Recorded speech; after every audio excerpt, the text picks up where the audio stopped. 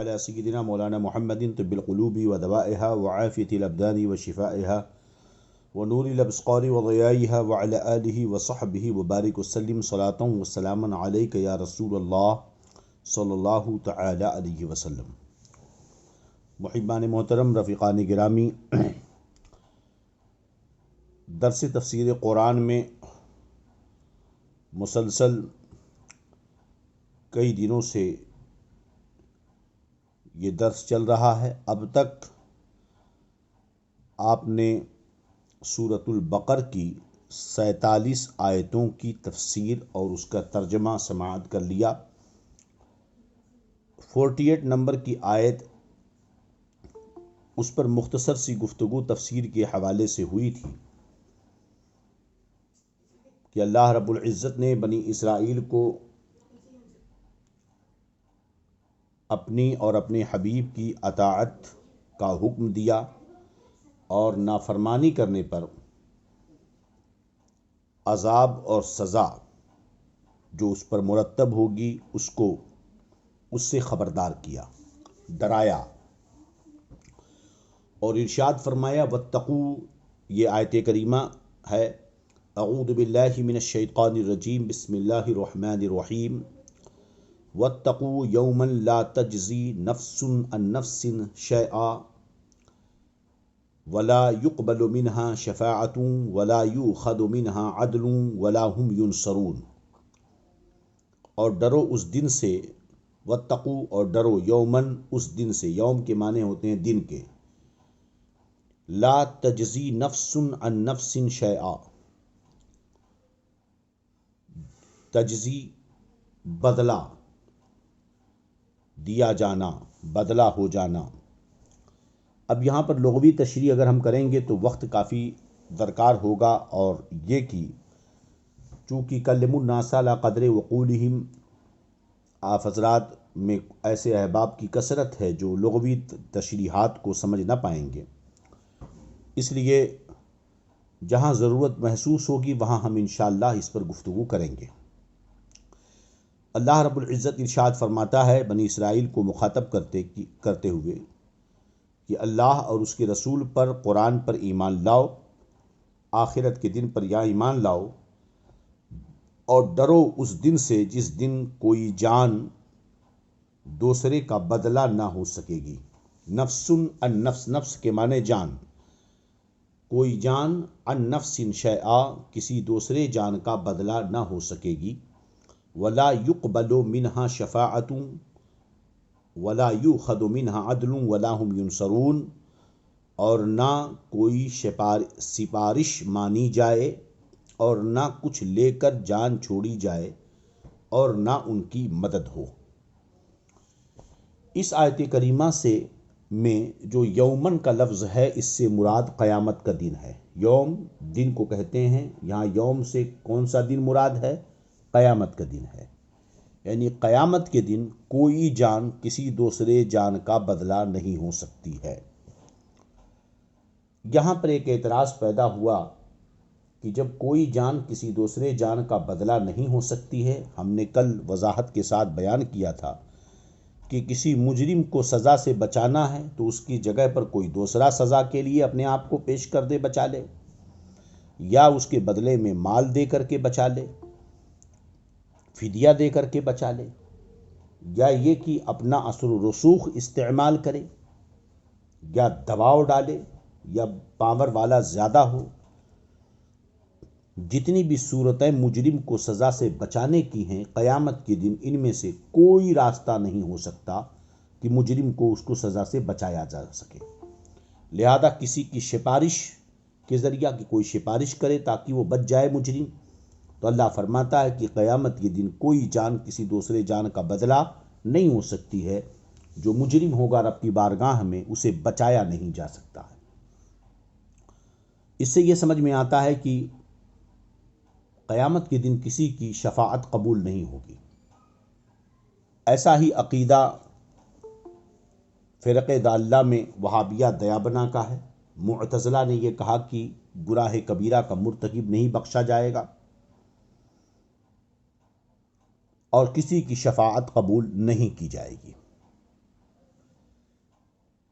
تو اس حوالے سے چند چیزیں ہمیں یاد رکھنی ہیں کہ شفاعت بظاہر اس آیت سے تو معلوم ہوتا ہے کہ مجرموں کی شفاعت جائز نہیں ہے، اور خوارج اور معتزلہ کا یہی مذہب ہے۔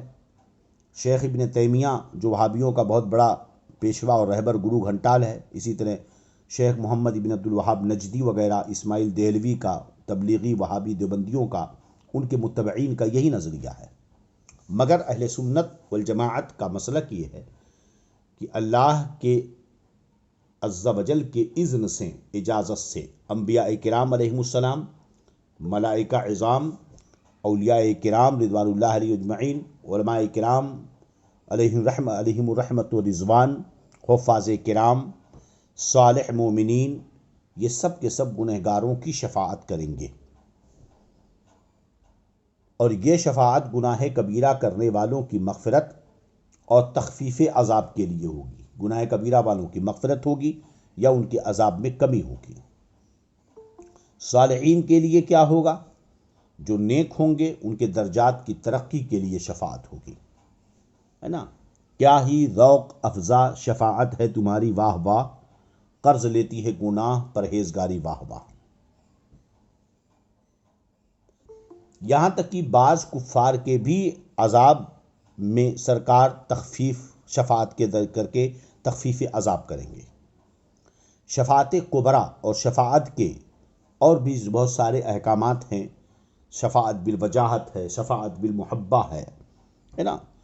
اس تعلق سے ہم نے تفصیلی گفتگو مسائل فقہیہ کا جو درس ہم نے دیا تھا بحر شریعت کی روشنی میں، اس میں موجود ہے۔ جسے چاہیے تو ہمارا یوٹیوب چینل ضیاء اسلام نیٹ ورک پر وہ جائے اور وہاں پر شفاعت کے اقسام اور ان ساری چیزوں کو وہ سن سکتا ہے، اور ایمان و عقیدے کی تازگی وہاں اسے حاصل ہوگی۔ نبی کریم صلی اللہ علیہ وسلم کو شفاعت بالوجاہت بھی عطا کی گئی، شفاعت بالمحبت بھی عطا کی گئی۔ شفاعت کبریٰ کی منزل پر آپ فائز ہیں، اور یہ سب قرآن اور احادیث سے ثابت ہے کہ اگر کسی کی سفارش قبول نہ کی جائے تو پھر قرآن مقدس میں اپنے مرحومین کے لیے، اپنے والدین کے لیے، مومنین کے لیے مغفرت کی دعاؤں کا ذکر کیوں ہے؟ سورہ نوح میں حضرت نوح علیہ السلام کی یہ دعا جو آیت نقل کی، آیت اتری وہ رب اغفر لی ولوالدی ولمن دخل بیتی مؤمنا، اے میرے رب میرے والدین کی اور جو مومن میرے گھر میں داخل ہوں ان کی مغفرت فرما دے۔ اور حضرت سیدنا ابراہیم علیہ نبینا علیہ الصلوۃ والسلام کی یہ دعا جو سورہ ابراہیم شریف میں ہے، ربنا اغفر لی ولوالدی وللمؤمنین یوم یقوم الحساب، اور ہم بھی یہ دعا کرتے رہتے ہیں، اے ہمارے رب روز محشر، یہاں یوم سے مراد قیامت کا دن، محشر کا دن ہے، اور اس آیت میں روز محشر ہی کی میں مغفرت کی دعا کی گئی، اے ہمارے رب روز محشر میری اور میرے والدین کی اور تمام مومنوں کی مغفرت فرما۔ اگر یہ سفارش قبول نہ ہو تو پھر دعا کا کوئی مطلب نہیں ہوتا ہے۔ بات سمجھ میں آ رہی کہ نہیں؟ اس طرح فرشتوں کے تعلق سے بھی ہے کہ وہ مومنین کی مغفرت کی دعائیں کریں گے۔ قرآن مقدس میں گناہوں کی سفارش اور مغفرت کے لیے، گناہوں کے توبہ کے لیے سفارش، جیسا کہ سورہ نساء کی آیت ہے وَلَوْ أَنَّهُمْ إِذْ ظَلَمُوا أَنفُسَهُمْ جَاءُوكَ فَاسْتَغْفِرُوا اللَّهَ وَاسْتَغْفَرَ لَهُمُ الرَّسُولُ لَوَجَدُوا اللَّهَ تَوَّابًا رَحِيمًا۔ اگر یہ لوگ گناہ کر کے اپنے جانوں پر ظلم کر بیٹھیں، اے پیارے حبیب اگر تیری امت میں سے کوئی گناہ کر کے اپنے جان پر ظلم کر لے، اپنے آپ پر ظلم کر لے، جاؤک آپ کی بارگاہ میں حاضر ہو، فاستغفر اللہ تو اپنے گناہوں پر اللہ سے توبہ کریں، واستغفر لہم الرسول اور آپ ان کی شفاعت کریں، ان کی مغفرت کی دعا کریں، تو یہ لوگ لوجد اللہ تواب الرحیمہ، تو یہ لوگ اللہ تبارک و تعالیٰ کو بخشنے والا اور بہت ہی رحم مہربان پائیں گے۔ بات سمجھ میں آ رہی کہ نہیں؟ اسی طرح سورہ حشر کی آیت کریمہ صالحین کی شفاعت مومنین کے لیے جو ہوگی، ربنا اغفر لنا ولاخواننا الذین سبقونا بالایمان، اے ہمارے رب ہماری مغفرت فرما، اور ہم سے پہلے گزرے ہوئے ہمارے مسلمان بھائیوں کی مغفرت فرما. فرشتوں کی بھی شفاعت قبول کی جائے گی، جیسا کہ سورہ مؤمن میں یہ آیت کریمہ ہے، الذین یحملون العرش ومن حولہ یسبحون بحمد ربہم ویؤمنون بہ ویستغفرون للذین آمنوا. وہ فرشتے جو عرش الہی کو اٹھائے ہوئے ہیں اور جو اس کے ارد گرد ہیں، وہ اپنے رب کی حمد اور تسبیح کرتے ہیں اور ان کے ساتھ ایمان رکھتے ہیں اور مسلمانوں کے لیے بخشش طلب کرتے ہیں. سورہ نبا کی آیت کریمہ، یوم یقوم الروح والملائکۃ صفا لا یتکلمون الا من اذن له الرحمن وقال صوابا. جبریل امین اور عام فرشتے سب باندھ کر کھڑے ہوں گے. اس دن اللہ کے حضور وہی بات کر سکے گا جس کو رحمان اجازت دے گا اور وہ صحیح بات کرے گا. پتہ چلا اس آیت کریمہ سے کہ شفاعت ہوگی اور شفاعت کرنے والے ہوں گے، مگر وہ جنہیں اللہ سفارش کی اجازت دے گا، شفاعت کی اجازت دے گا. بات سمجھ آ رہی کہ نہیں؟ ہاں. اور سورہ انبیاء کی یہ آیت کریمہ ہے جس میں اللہ رب العزت فرماتا ہے وَلَا يَشْفَعُونَ إِلَّا لِمَنْ ارْتَضَىٰ وَلَا يُشَفِّعُونَ إِلَّا لِمَنِ ارْتَضَىٰ. اور فرشتے اسی کی شفاعت کریں گے جس کی شفاعت پر اللہ راضی ہوگا. سمجھیں کہ نہیں؟ تو اسے پتہ چلا کہ جس کی شفاعت پر اللہ راضی ہوگا اس کی شفاعت ہوگی، جس کی شفاعت سے اللہ راضی ہوگا اس کی شفاعت کی جائے گی. سمجھ رہے ہیں کہ نہیں؟ اور یہ آیت کریمہ سورہ مومن کی، ربنا وادخلہم جنات عدن التی وعدتہم ومن صلح من آبائہم وازواجہم وذریاتہم انک انت العزیز الحکیم. اے ہمارے رب، مسلمانوں کو دائمی جنت میں داخل فرما جس کا تو نے ان سے وعدہ کیا ہے، اور جو ان کے آبا و ازواج اور اولاد میں صالح ہوں ان کو بھی جنت میں داخل فرما، یقیناً تو غالب حکمت والا ہے. سمجھ رہے ہیں کہ نہیں؟ تو اب یہ ساری آیتیں تو اس بات پر دلالت کرتی ہیں کہ مومنین اللہ رب العزت جس کی شفاعت چاہے گا اس کی شفاعت ہوگی، جس کی شفاعت رب تبارک و تعالیٰ چاہے گا یا جس کو اجازت دے گا. آپ آیت الکرسی پڑھتے ہیں، آپ آیت الکرسی پڑھیں تو آیت الکرسی میں کیا ہے؟ من ذا الذی یشفع عندہ الا باذنہ. کون ہے جو اس کی بارگاہ میں شفاعت کرے، سفارش کرے، الا باذنہ، مگر اس کی اجازت سے. گویا کہ رب جس کی اجازت دے گا اس کی شفاعت کی جائے گی. اسی لیے حدیث پاک میں نبی کریم صلی اللہ علیہ وسلم نے ارشاد فرمایا اول من یشفع یوم القیامت الانبیاء ثم العلماء ثم الشہداء. قیامت کے دن سب سے پہلے شفاعت انبیاء، گروہ انبیاء کریں گے، پھر اس کے بعد علماء کی جماعت کرے گی، اس کے بعد شہداء کی جماعت کرے گی. یاد رہے کہ شہداء سے بڑا مقام ہے علماء کا. علماء وہ ہیں جو اپنی زبان اور اپنے قلم سے دین کی خدمت کرتے ہیں. شہید وہ ہے جو اپنی جان کی قربانی دے کر کے دین کی خدمت کرتا ہے. موجودہ حالات میں علم کی کمی اور ظاہری چمک دمک پر دوڑنے والوں کو دیکھو. آج ایک لمبا طبقہ، کل ہمارا خطاب جن لوگوں نے سنا ہوگا آمد قائد ملت کی موجودگی میں، وہاں پروگرام میں ہم نے وہاں جو گفتگو کی تھی اسے سمجھیں آپ. ایک لمبا طبقہ آج علماء پر طعن و تشنیع کر رہا ہے، مرکز پہ حملے کر رہا ہے، اکابر علماء کی باتیں کر رہا ہے، ہمارے مشائخین پر آواز اٹھا رہا ہے کہ یہ علماء کہاں ہیں، کیوں نہیں آواز اٹھاتے آج حجاب کے مسئلے میں، امت مسلمہ کی قیادت کیوں نہیں کرتے ہیں. ارے نادانو، تم بھی کچھ کرو گے کہ خالی علماء ہی کریں گے؟ علماء اپنی زبان سے، اپنے قلم سے، اپنے کردار سے مسلمانوں کی ایمان و عقیدے کے تحفظ کی کوششیں کر رہے ہیں. سمجھ رہے ہیں کہ نہیں؟ تم وہ نہیں کر سکتے تو کم سے کم تم اپنی جان، اپنے وجود کو لے کر، اپنی ہمت و جرات کو لے کر میدان میں اترو. یہ نامردی کی کون سی چیز ہوئی کہ اپنی بیٹیوں کو ہم نے جو ہے روڈ پہ کھڑا کر دیا؟ حجاب ہمارا حق ہے.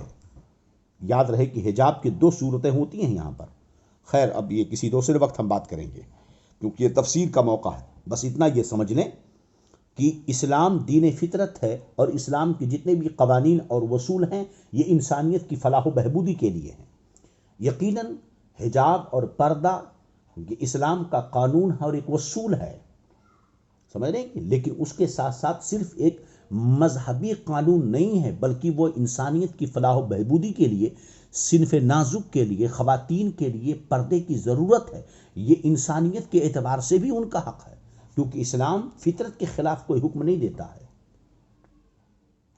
مشرقی تہذیب کو آپ دیکھ لیں، بے پردگی تو مغربی تہذیب ہے، یہ مشرقی تہذیب نہیں ہے۔ بے حیا، بدتمیزوں، بے شرموں کی تہذیب ہو سکتی ہے بے پردگی، ورنہ اگر آپ اپنے بوڑھوں سے پوچھو گے اور آپ اپنے پیچھے جا کر کے 20 سال پہلے جاؤ گے، آپ 25 سال پہلے جاؤ گے، تو آپ کو یہ پتہ چلے گا کہ مشرقی تہذیب میں بھی اگرچہ ان عورتوں کا، ان گھروں کا تعلق اسلام سے نہیں ہے، مگر ان کی عورتیں گھونگھٹ کاڑے رہتی تھیں، اپنا چہرہ چھپا کے رکھتی تھیں، اپنے ساڑیوں میں اپنے جسم کو چھپا کر رکھتی تھیں، وہ اپنے گھروں سے باہر نہیں نکلتی تھیں۔ سمجھ رہے ہیں؟ فرق صرف اتنا ہے کہ اسلام میں ذات کا کوئی فرق نہیں ہوتا، اسلام میں خاندانی عظمتوں کا کوئی مطلب نہیں ہوتا ہے۔ ان اکرمکم عند اللہ اتقاکم، اسلام کے اصول اور قانون ایسے نہیں ہوتے کہ بڑے خاندان والوں کے لیے حکم الگ ہو، نیچے والے کوئی ایک ذات نیچی ہو، ایک ذات اونچی ہو، ہے نا؟ یہ اسلام میں نہیں ہے۔ اسلام کا قانون سب کے لیے ہے۔ دوسرے یہ کہ اسلام کا قانون ایسا نہیں کہ کسی موقع کے لیے ہوتا ہے اور کسی موقع کے لیے نہیں ہوتا ہے۔ یہ نہیں کہ مسلمان جب مارکیٹ میں ہو تو کچھ اور ہے، اپنے گھر میں ہو تو کچھ اور ہے، مسجد میں جائے تو مسلمان ہے، دینی جلسوں میں جائے مسلمان ہے، اور اگر وہ مسجد اور دینی جلسوں میں، وہ دینی محفلوں میں علماء کے قریب نہ ہو، مسجد سے نکل گیا، وہ اس کو اسلام پر عمل کرنے کی ضرورت نہیں۔ اسلام یہ نہیں کہتا، اسلام یہ کہتا کہ تم گھر میں ہو تب بھی مسلمان ہو، تنہائی میں ہو تب بھی مسلمان ہو، اپنے بچوں کے ساتھ ہو تب بھی مسلمان ہو، بازار مارکیٹ میں ہو تب بھی مسلمان ہو، اسکول اور کالجز میں ہو تب بھی تم مسلمان ہو۔ حجاب یہ نہیں کہ گھر سے اسکول تک آپ پردے میں جاؤ، حجاب یہ ہے کہ گھر سے جہاں جاؤ اور جب تک واپس نہ جاؤ تمہارے اندر سے حجاب اترنا نہیں چاہیے۔ حجاب تو یہ ہے، سمجھ رہے کہ نہیں؟ تو اب یہ علماء تمہیں بتا رہے ہیں، تمہارا کام ہے اس کے لیے میدان میں اترنا۔ تم تو نامرد ٹھہر گئے کہ تم بیٹھ کر خالی واٹس ایپ اور فیس بک پر اپنی ہمت و جرات کو دکھا رہے۔ بھائی اس لڑکی کی عظمتوں کو سلام کیا جا سکتا ہے جو اس کا نام مسکان تھا، کہ اس نے ایک ہمت و جرات دکھائی تھی، وہ ایک ریئیکشن تھا موقع کے ٹکراؤ پر، وہ گئی سامنے سے، اس کے اسلام کے خلاف نعرے لگائے گئے۔ اس صورت میں دو ہی باتیں ہو سکتی تھیں، یا تو وہ لڑکی رونے لگتی، ڈر کر بھاگ جاتی، اور یا تو کوئی ہوتا جس کے اس کی جگہ کوئی اور ہوتا، یا تو وہ روتا اور ڈر کر کے بھاگ جاتی، یا گھبرا جاتی، بے ہوش ہو جاتی، یا وہ اپنے نقاب نکال کر کے پھینک دیتی۔ ایک ریئیکشن یہ ہوتا ہے، وہ ڈر اور خوف کا، اور ڈر اور خوف ہی میں ایک ریئیکشن یہ ہوتا ہے کہ اب اس وقت کون ہے؟ تو آدمی جب مشکلوں میں پڑتا ہے تو اس کو پکارتا ہے جس کو وہ اپنا سب سے بڑا معاون اور مددگار سمجھتا ہے۔ تو اس صورت میں مسلمان اپنے رب کو پکارتا ہے، اس نے رب کو پکارا، اللہ اکبر کہا۔ اس نے یہ نعرے اس لیے نہیں لگائے تھے کہ آپ اسے انعام دو، اس نے یہ نعرے نہیں لگائے تھے کہ آپ اسے ایوارڈ دو، اس نے یہ نعرے نہیں لگائے تھے کہ آپ اس کے پرچار میں لگ جاؤ۔ اس نے یہ نعرے لگا کر تمہارے چہرے پر تماچے مارے ہیں، سینڈل اور جوتوں سے مارا ہے کہ شرم تم کو آنی چاہیے کہ تمہاری ایک بہن کو ہزاروں گنڈوں نے گھیر رکھا ہے اور تم بیٹھ کر واٹس ایپ پر بدتمیزیاں کر رہے ہو، فیس بک میں جڑے ہوئے ہو۔ اس نے تو تمہیں جوتے مارے ہیں اور تم ہو کہ اسے پیسے بانٹ رہے ہو۔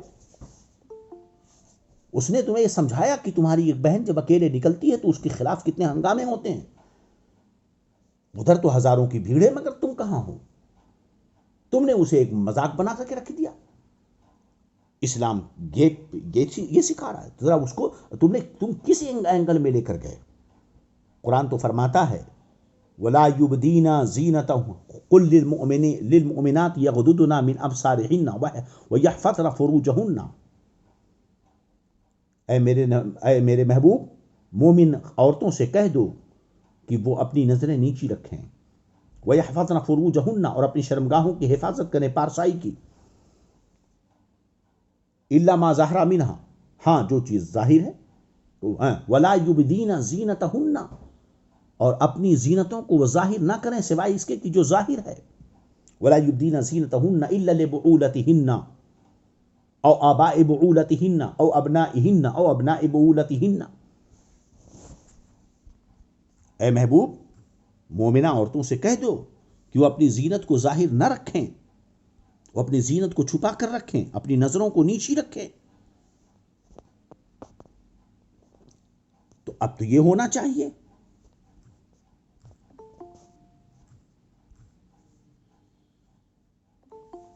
تو جو حکم تو شریعت کا تھا وہ تو ہم کر ہی نہیں رہے ہیں.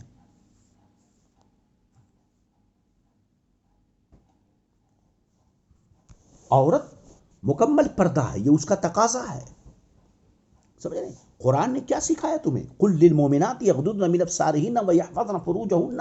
محبوب مومنہ لڑکیوں سے کہہ دو کہ وہ اپنی نظروں کو جھکا کے رکھیں، اپنے پارسائی کی شرمگاہوں کی حفاظت کریں. ولا یبدین زینتهن الا ما ظہر منها. وہ اپنی زینتوں کو ظاہر نہ کریں. چہرہ عورت کا زینت ہے، کیونکہ چہرہ ہی دیکھ کر، ابن عربی نے لکھا ہے، شیخ ابن عربی فرماتے ہیں کہ اگر کشش کھچاؤ اگر کسی چیز کے ذریعہ ہوتا ہے کسی کی طرف، تو وہ چہرے کی خوبصورتی ہوتی ہے. سب سے پہلی چیز جو اٹریکٹ کرتی ہے وہ چہرے کی خوبصورتی ہوتی ہے. ان کے کان ان کی زینت ہیں، ان کے جسم کا ایک ایک اعضا، ایک ایک حصہ ان کی زینت ہے. آپ نے زینت کا مطلب کیا چوڑیاں سمجھ رکھی ہیں؟ زینت کا مطلب کیا کانوں کی بالیاں اور گلے میں ہار، اس کو آپ نے زینت سمجھا؟ نہیں. سر سے پیر تک عورت زینت ہے، وہ اپنی زینت کو ظاہر نہ کریں. الا ما ظہر منها، مگر جو ظاہر ہے. وَلْيَضْرِبْنَ بِخُمُرِهِنَّ عَلَى جُيُوبِهِنَّ، اور ضرور وہ اپنے دوپٹوں کو اپنے گلوں پہ ڈالے رکھیں. یہ کون سا نقاب ہے جہاں گلا دکھتا ہے، سینے نظر آتے ہیں؟ دوپٹہ، ان کی گردن دکھنی نہیں چاہیے. وہ اپنے گلوں میں جو ہے دوپٹے کو ڈال رکھیں. وَلَا يُبْدِينَ زِينَتَهُنَّ إِلَّا لِبُعُولَتِهِنَّ، اور اپنی زینتوں کو ہرگز نہ دکھائیں سوائے اپنے شوہروں کے. عورت مکمل زینت ہے، اس کا جو کچھ ہے اس کے شوہر کے لیے ہے. او آبائہن، یا اپنے باپ داداؤں کو، کہ باپ دادا اس کے محرم ہیں. او آبائے بعولتہن، یا اپنے شوہر کے باپ داداؤں کے لیے. او ابنائہن، یا اپنے بچوں کے لیے. او ابناء بعولتہن، یا اپنے شوہروں کے بچے کے لیے، کہ یہ سب اس کے محرمات میں سے ہیں. او اخوانہن، یا اپنے بھائیوں کے لیے. او بنی اخوانہن، یا اپنے بھائیوں کی اولادوں کے لیے. او بنی اخواتہن، یا اپنے بہنوں کی اولاد کے لیے، کہ وہ تمہارے محرمات میں سے ہیں. او نسائہن، یا اپنے گھر کی عورتوں کے لیے. او ما ملکت ایمانہن، یا جو تمہاری نوکرانیاں ہوں. او التابعین غیر اولی الاربۃ من الرجال، یا تمہارے جو نوکر ہیں مگر عمر میں بڑے چھوٹے ہوں، شہوت والے نہ ہوں. اب الطفل الذین لم یظہروا علی عورات النساء، یا ایسے بچے جن کو کچھ معلوم نہ ہو. یا نوکر بشرطے کی شہوت والے مرد نہ ہوں، یا یعنی ان کی عمر 7 سال کے اندر ہو بلکہ اس سے کم ہو. یا وہ بچے جنہیں عورتوں کی شرم کی چیزوں کی خبر نہ، انہیں معلوم نہیں کہ کیا ہے کیا نہیں ہے. یعنی اگر بچہ اتنی عمر کا ہو گیا کہ وہ عورتوں کے سینے کے ابھار کو سمجھنے لگا، اگر بچہ اتنا سمجھدار ہو گیا کہ ان کے جسم کے اعضاء کو وہ سمجھنے لگا، تو ان سے بھی پردہ ضروری ہے. وَلَا يَضْرِبْنَ بِأَرْجُلِهِنَّ لِيُعْلَمَ مَا يُخْفِينَ مِنْ زِينَتِهِنَّ، اور زمین پر پاؤں نہ رکھیں کہ جانا جائے ان کا چھپا ہوا سنگار. زمین پر پاؤں ایسا مت رکھیں، اس طرح مت چلیں کہ جسم کے اعضاء ہلیں ان کے، وہ جھک کر بوڑھیوں کی طرح چلیں.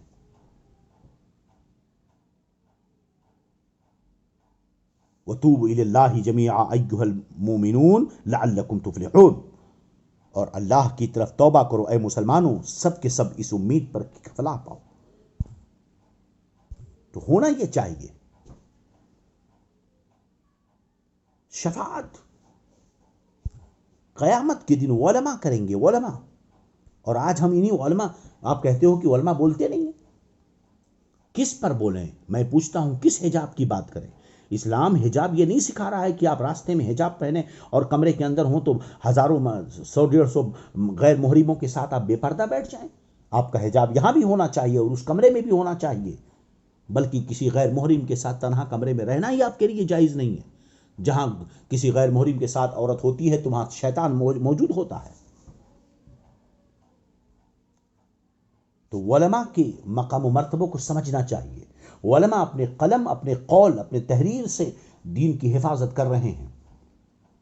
یہ ایک جہاد فی سبیل اللہ ہے.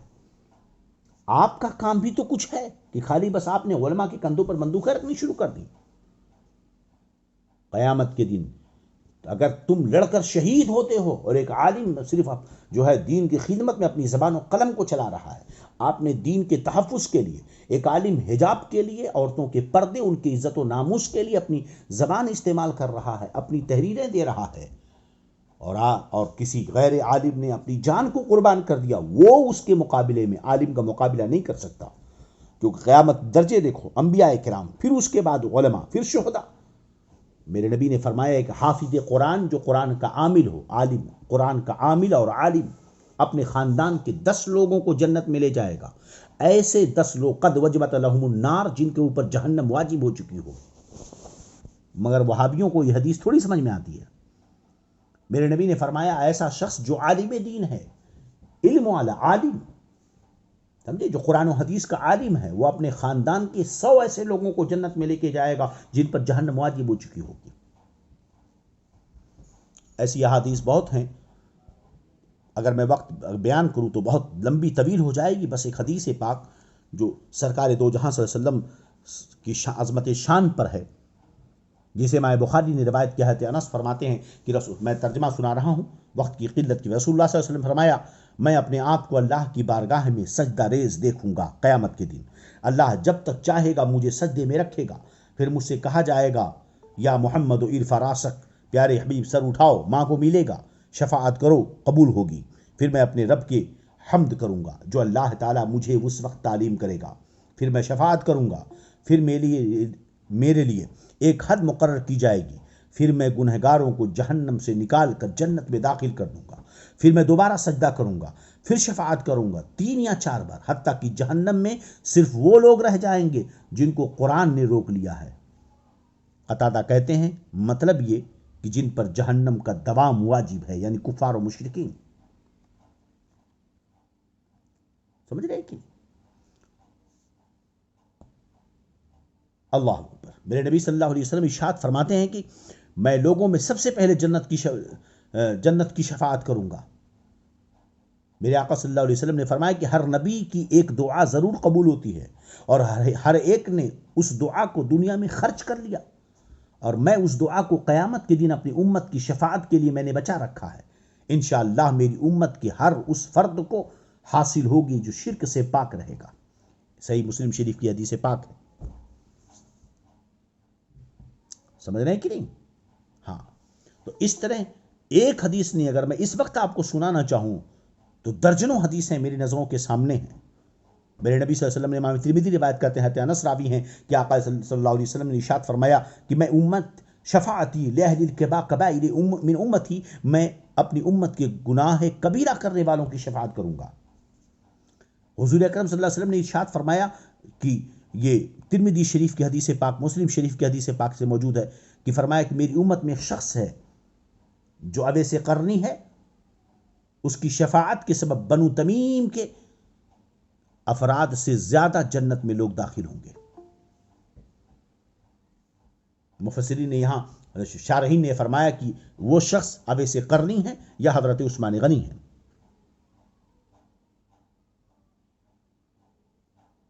بہرحال احادیث اس باب میں بہت زیادہ ہیں، اس لیے آپ کو اتنا یہ سمجھ لینا چاہیے کہ یہاں پر شفاعت مومنین کے لیے حاصل ہے.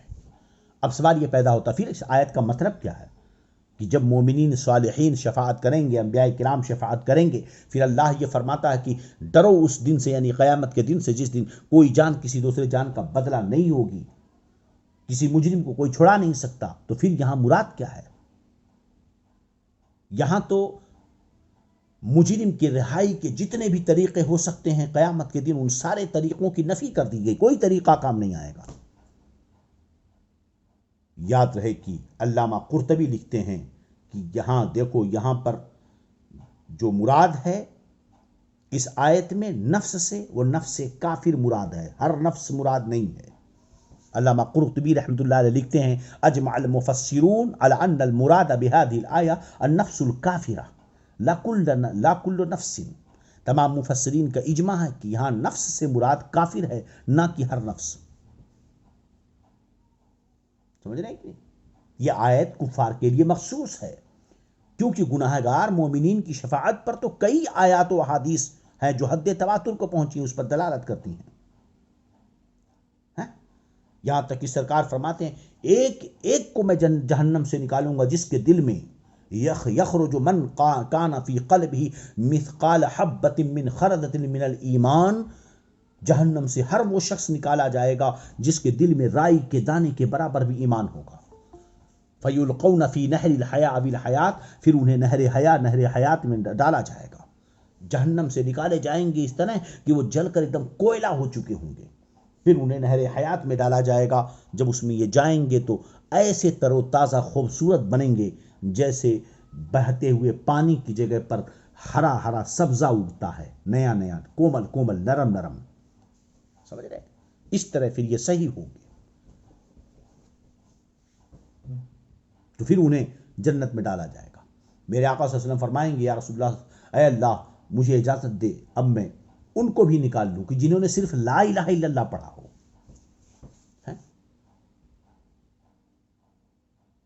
اسی کو تو اعلیٰ حضرت فرماتے ہیں اللہ کیا جہنم اب بھی نہ سرد ہوگا، رو رو کے مصطفیٰ نے دریا بہا دیے ہیں۔ تمہارے ہی لیے تھا گنہگاروں سیاہ کاروں وہ شب بھر جاگنا اور رات بھر رونا محمد کا، اشک شب بھر انتظار عفو امت میں بہیں، میں فدا اور چاندیوں اختر شماری واہ واہ۔ بہرحال یاد رہے کہ اس آیت کریمہ میں جو نفس سے مراد کی کوئی جان کسی جان کا بدلہ نہیں ہوگی، یہاں پر نفس سے کافرہ مراد ہے کہ جو شرک و کفر کریں گے ان کی کوئی مدد نہیں ہو سکتی ہے، ان کی کوئی مدد نہیں کی جائے گی۔ یہاں پر اس آیت کریمہ میں یہودیوں کے ایک غلط اور باطل عقیدے کا رد کیا گیا ہے۔ وہ باطل عقیدہ کیا ہے؟ یہود کا یہ باطل عقیدہ، غلط عقیدہ یہ تھا کہ وہ سمجھتے تھے کہ ان کے اعمال اور عقائد کیسے ہی ہوں ان کی نجات یقینی ہے۔ وہ یہ کہتے تھے کہ ان کی نجات یقینی ہے، ہم تو اللہ کے بیٹے ہیں، ہم کو جنت ہی ملے گی۔ تو ان کے اس عقیدے کا رد کیا گیا کہ قیامت کے دن کوئی کسی کا بدلہ نہیں بن سکتا ہے۔ اب خود سوچیں کہ کیا ہے کہ جب کوئی جان کسی جان کا بدلہ نہیں ہو سکتی ہے تو یہ حسرت و یاس کی بات ہوگی، افسوس کا مقام ہوگا۔ تو اگر مومنین کا بھی یہی معاملہ رہے کہ مومنین کی بھی شفاعت نہیں ہوگی، ان کی بھی شفاعت نہیں ہوگی، تو پھر افسوس کیا ہوگا؟ کفار و مشرکین کو افسوس کس چیز کا ہوگا؟ افسوس تو یہی ہوگا، کفار کا شفاعت سے محروم ہونا، شفاعت کا ان کے لیے نفع آور نہ ہونا، ان کا کوئی مددگار نہ ہو، اور تو اس محرومی پر وہ حسرت کریں گے، انہیں کسی کی نصرت اور شفاعت حاصل نہیں ہوگی، تو یہ کفار کے لیے باعث محرومی اور حسرت ہوگی۔ اگر یہ مسلمانوں کے بھی لیے نہ ہو، اگر کسی کی سفارش ایمان والوں کے حق میں بھی قبول نہ ہو، تو جب وہ دیکھیں گے کہ مسلمان بھی شفاعت سے محروم ہیں تو ان کو افسوس نہیں ہوگا، انہیں حسرت نہیں ہوگی۔ قرآن پاک میں انہی کو فرمایا فما تنفعهم شفاعت الشافعین، کفار کو شفاعت کرنے والے کی شفاعت نفع نہ دے گی۔ فہل لنا من شفاع فیشفع لنا، تو کیا ہماری شفاعت کرنے والا کوئی ہے؟ لیس لهم من دونہ ولی ولا شفیع، اللہ سے ہٹ کر کفار کا کوئی مددگار ہے نہ ہی کوئی اس کی شفاعت کرنے والا ہے۔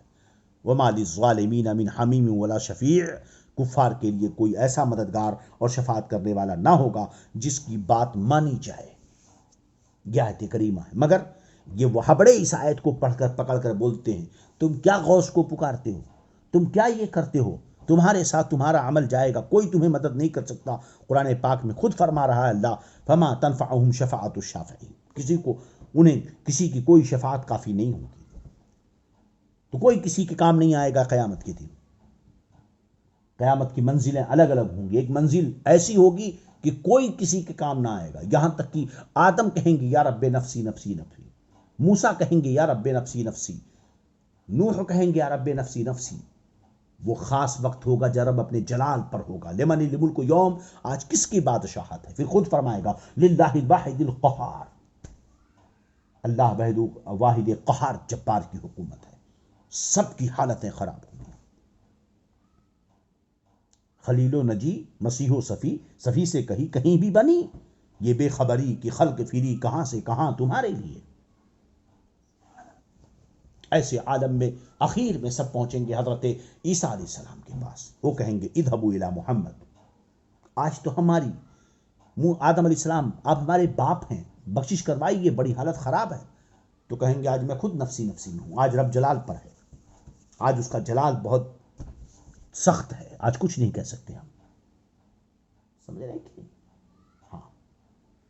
تب وہ محشر میں ہم جب پہنچیں گے سب کے سب حضرت عیسیٰ علیہ السلام کہیں گے اذهبوا الی محمد، جاؤ محمد کی طرف۔ ادھر دیکھا تو چلے آ رہے ہیں، لو وہ آئے، لو آئے، لو آئے، مسکراتے ہم غریبوں کی طرف، خرمن عصیاں پہ اب بجلی گراتے جائیں گے، خرمن عصیاں پہ اب بجلی گراتے جائیں گے۔ سب کہیں گے اذهبوا الی غیری، کسی اور کے پاس جاؤ۔ میرے مصطفیٰ کہیں گے انا لہا، آؤ میں تمہارے لیے ہوں۔ عزیز بچے کو ماں جس طرح تلاش کرے، خدا گواہ وہی حال آپ کا ہوگا۔ کہیں گے اور نبی اذهبوا الی غیری، میرے حضور کے لب پر انا لہا ہوگا۔ مجرم تو ان کے دامن میں چھپے گا اور چھپ کر کہے گا ڈھونڈا ہی کریں صدر قیامت کے سپاہی، وہ کس کو ملے جو تیرے دامن میں چھپا ہو۔ بہرحال تو یہاں پر جس شفاعت کوئی جان کسی جان کا بدلہ نہیں ہو سکتی، یہاں نفس سے مراد نفس کافرہ ہے، جیسا کہ ہم نے مفسرین کا اجماع نقل فرمایا۔ چلیے بات سمجھ میں آ گئی کہ نہیں؟ تو یہاں پر نفس سے مراد نفس کافر ہے کہ کافر کی شفاعت، کافر کے حق میں کسی کی شفاعت قبول نہیں ہوگی۔ ہاں جس کے دل میں رائی کے دانے کے برابر بھی ایمان ہوگا، وہ ضرور کسی کی سفارش سے، اللہ کے کرم سے، اس کے فضل سے جنت میں جائے گا۔ مگر یاد رکھو شفاعت کی امید پر گناہ کرنے والا ایسے ہی ہے جو ڈاکٹر کی امید پر زہر پی لے۔ اگر جہنم کی آگ سوئی کے ناکے کے برابر بھی کھول دی جائے تو پوری دنیا جل کر کے خاک ہو جائے، اس گناہ میں ڈوبے نے جہنم کی ان آگ میں جلنے کے لیے سوچو، ایک مرتبہ انگلی اپنے گھر کے جو ہے اپنے گھر میں چلنے والے گیس چولہے پر گیس کو آن کرو اور انگلی ڈال کر بس 3 سیکنڈ خالی انگلی اس آگ میں چھوڑ کر کے دیکھو، اور اس کے بعد سوچو کہ جو جہنم کی آگ اس سے ہزاروں کروڑوں گنا زیادہ سخت ہے، نماز نہ پڑھنے کی وجہ سے اس میں جلنا ہوگا، روزہ نہ رکھنے کی وجہ سے اس میں جلنا ہوگا، شریعت کے احکام نہ ماننے کی وجہ سے اس میں جلنا ہوگا۔ سمجھ رہے ہیں؟ میرے آقا فرماتے ہیں جس کے دل میں رائی کے دانے کے برابر بھی ایمان ہوگا وہ نکالا جائے گا اور وہ جل کر کوئلہ ہو چکے ہوں گے۔ سوچیے جہنم کی آگ برداشت کرنے کی طاقت ہے؟ چلیے خیر، اب یہاں تک تو ہو گیا۔ وَاتَّقُوا يَوْمًا لَا تَجْزِي نَفْسٌ عَن نَفْسٍ شَيْئًا، تو یہاں پر جو نفس 2 مرتبہ آیا، پہلے سے نفس مومن، دوسرے سے نفس کافر مراد ہے کہ کوئی مومن یہ چاہے کہ اسی کسی کافر کو فائدہ پہنچا دے، کوئی بھی مومن کسی کافر کو فائدہ نہیں پہنچا سکتا ہے، ہرگز نہیں۔ شرک جو ہوگا، یہیں سے سمجھ لو کہ میرے نبی صلی اللہ علیہ وسلم نے حضرت فاطمہ سے کہا، حضرت فاطمہ سے یہ کہا کہ اے میری بیٹی مانگ جو تجھ سے دنیا کی چیزیں مجھ سے مانگنا چاہتی ہے مانگ لے، مگر یاد رکھنا کہ قیامت کے دن رب کے مقابل آ کر میں تجھے نہیں بخشوا سکتا، کیونکہ رب کے مقابل کہ رب نے کہا کہ اللہ شرک اور کفر کو نہیں معاف کرے گا، اب مشرک کو بخشوانے کے لیے کھڑا ہونا گویا کہ رب کے مقابل کھڑا ہونا ہے۔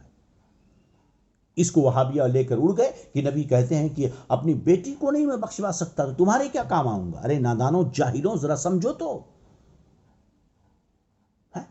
اگر نبی کے پاس پامر نہ ہوتا تو میرے نبی کیسے کہہ دیتے اما ترضی ان تکون سیدۃ نساء اہل الجنہ، میری بیٹی رو کیوں رہی ہے؟ کیا تجھے اس بات سے خوشی نہیں ہے کہ تو جنتی عورتوں کی سردار ہے؟ پوچھا یا رسول ابا جان پھر مریم؟ کہا وہ اپنے زمانے کے عورتوں کی سردار ہیں، میری بیٹی فاطمہ میں مالک جنت ہوں، میں تجھے جنت کی عورتوں کا سردار بناتا ہوں۔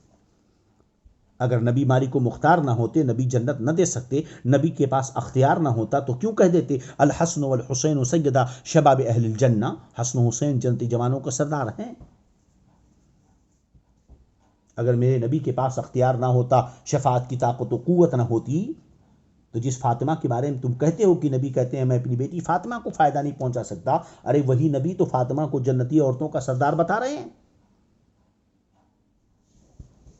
تمہاری ماؤں نے دودھ پلایا ہے تو تم دکھاؤ قرآن کی کوئی آیت جس میں اللہ نے آیت اتاری ہو کہ اے میرے حبیب محمد، میں تیری بیٹی فاطمہ کو جنتی عورتوں کا سردار بناتا ہوں۔ کوئی حدیث ہی سنا دو کہ کوئی حدیث سنا دو کہ جبریل آئے ہوں اور کہہ رہے ہوں کہ یا رسول اللہ، آپ کا رب آپ کو سلام کہتا ہے اور آپ کی بیٹی فاطمہ کو جنت کا سردار بناتا ہے، جنتی عورتوں کا سردار بناتا ہے۔ پوری دنیا وہابیت و دیوبندیت و سلفیت تبلیغیت کو چیلنج ہے، ان کی ماؤں کا اصلی دودھ انہوں نے پیا ہے تو ثابت کر دیں۔ ایک ایسی حدیث سنا دیں جس میں یہ ہو کہ جبریل امی آئے اور کہا یا رسول اللہ، رب آپ کو سلام عرض کرتا ہے اور یہ کہ آپ کی بیٹی فاطمہ کو جنتی عورتوں کا سردار بناتا ہے کوئی حدیث تو دکھا دو، یا قرآن کی کوئی آیت دکھا دو جس میں اللہ نے کہا ہو کہ فاطمہ جنتی عورتوں کی سردار ہے۔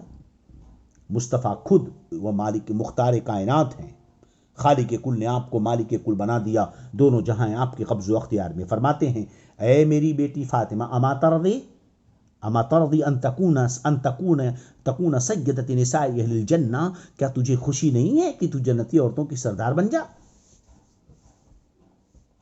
یہی مصطفیٰ جان رحمت سوئے لیٹے ہوئے ہیں، دروازہ کسی نے کھٹکھٹایا، بولے کون؟ دروازہ کھولا، کہا افتح لہو وبشروا بالجنہ، دروازہ کھول دو اور کھولنے والے کو جنت کی بشارت دے دو۔ دیکھا ابو بکر آ رہے ہیں۔ پھر دروازہ کھٹکھٹایا، کہا افتح لہو وبشروا بالجنہ، دروازہ کھولو جنت کی بشارت دے دو۔ دروازہ کھولا، دیکھا عمر آ رہے ہیں۔ تیسری بار دروازہ کھولا، کہا افتح لہو وبشروا بالجنہ الا بلوى تصیبہ، دروازہ کھولو، آنے والے کو جنت کی بشارت دو اس مصیبت پر جو اس پر آنے والی ہے۔ دروازہ کھولا، کہا دیکھا عثمان آ رہے ہیں۔ ابو بکر جنتی، عمر جنتی، عثمان جنتی، علی جنتی، فاطمہ جنتی، حسن حسین جنتی، ابو عبیدہ بن جراح جنتی، عبداللہ بن مسعود جنتی، عشر مبشرہ، یہ گزرنے والے لوگ۔ تو نبی کو اختیار کیسے نہیں ہے؟ بات سمجھ میں آ رہی کہ نہیں؟ چلیے خیر، تو مگر قیامت کے دن کوئی ایمان والی جان کسی مشرک کی مغفرت نہیں کر سکتی ہے۔ کسی کافر کی مغفرت، کسی کافر کے حق میں کسی کافر کی بھی شفاعت کیا قبول ہو سکتی ہے؟ کسی مومن کی بھی نہیں قبول ہوگی۔ ایمان والے کی بھی شفاعت کسی کافر کے حق میں قبول نہیں ہوگی۔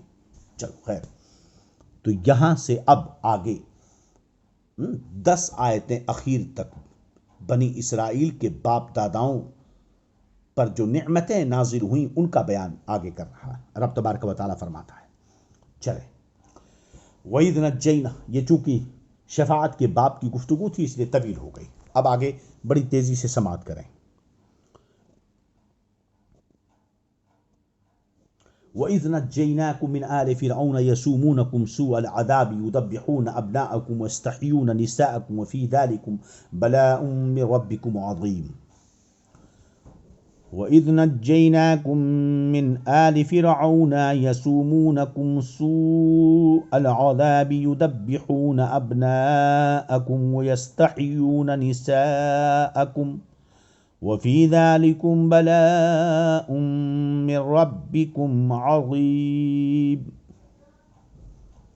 اور یاد کرو، اذ ہم نے اسے پہلے بتایا تھا کہ اس کے یہاں اذکر مقدر ہے، یاد کرو، یاد کرو جب ہم نے تم کو فرعون والوں سے نجات بخشی۔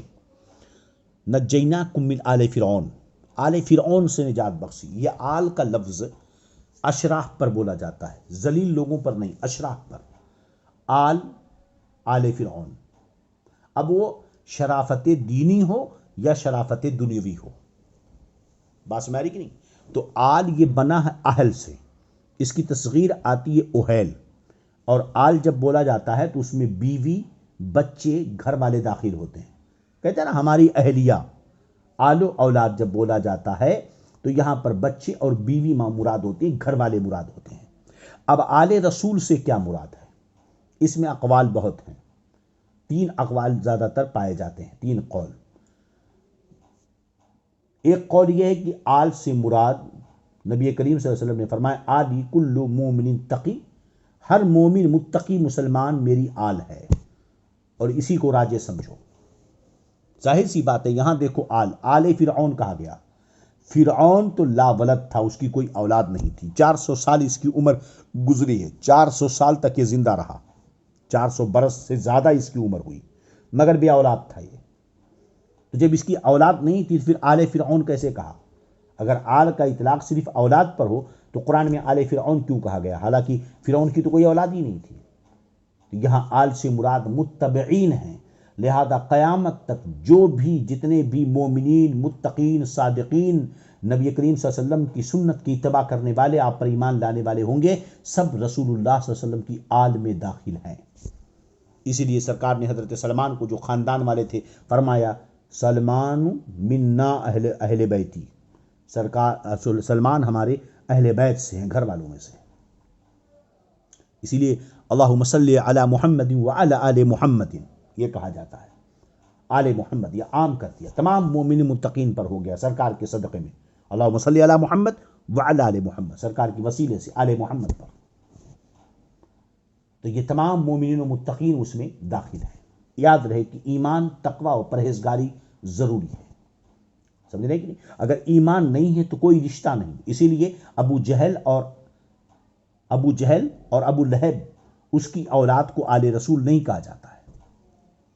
اور یہ قول یہ ہے کہ آل سے مراد سرکار کی بیویاں اور ان کی اولاد ہیں، گھر والے مراد ہیں، ازواج مطہرات اور جتنی اولادیں ہیں، پنجتن پاک یہ۔